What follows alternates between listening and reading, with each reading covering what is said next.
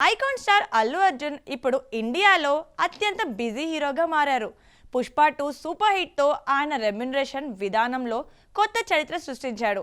Cinema total బిజినెస్లో 27% వాటా తీసుకుని 270 కోట్లు ఆర్జించినట్లు తెలుస్తోంది.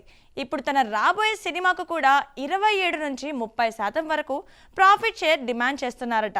ఇది ఇండియన్ సినిమాలో బన్నీతో మొదలైన ట్రెండ్గా చెప్పుకుంటున్నారు. ఈ విషయం గురించి పూర్తి వివరాలు చూద్దాం.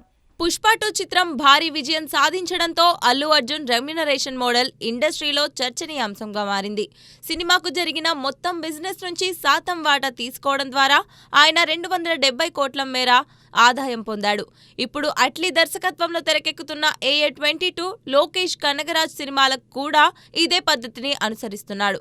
ఈ ప్రాజెక్టులో ఆయన వాటా ఆధారంగా రెమ్యునరేషన్ నిర్ణయిస్తున్నారు. ఇలాంటి profit sharing model Indian cinema ఇండస్ట్రీలో అల్లు అర్జున్తోనే మొదలైందని ట్రేడ్ వర్గాలు చెబుతున్నాయి. దీంతో ఆయన రికార్డులు సృష్టిస్తూనే రెమ్యునరేషన్ విషయంలోనూ అదరగొట్టేస్తున్నాడు. ఈ ట్రెండ్ భవిష్యత్తు సినిమాలో మరిన్ని మార్పులకు దారితీసే అవకాశం ఉంది.